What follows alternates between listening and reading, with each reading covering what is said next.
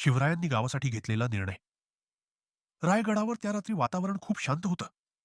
दरबार संपायच्या तयारीत होता. मशाली मंद उजेड देत होत्या आणि मावले आपापल्या जागेवर उभे होते. तेवढ्यात एक मावला धावतच दरबारात आला.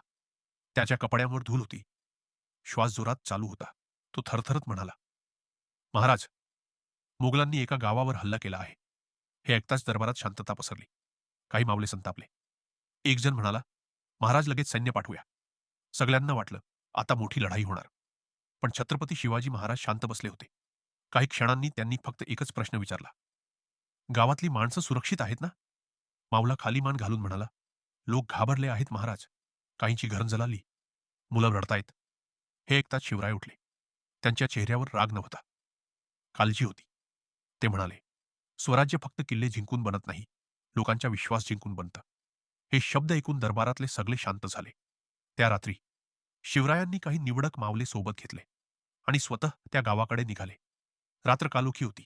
फक्त मशालींचा प्रकाश दिसत होता. घोड्यांच्या टापांचा आवाज जंगलात घुमत होता. काही वेळाने ते गावात पोहोचले. समोरचं दृश्य पाहून मावल्यांच्याही डोळ्यात राग आला. काही घरं जळालेली होती. लोक घाबरून एका कोपऱ्यात बसले होते. लहान मुलं रडत होती. पण शिवरायांनी तलवार काढली नाही. त्यांनी आधी महिलांना आणि मुलांना सुरक्षित जागी पोहोचवायला सुरुवात केली. एक वृद्ध माणूस थरथरत शिवरायांसमोर आला. त्याच्या डोळ्यात पाणी होतं.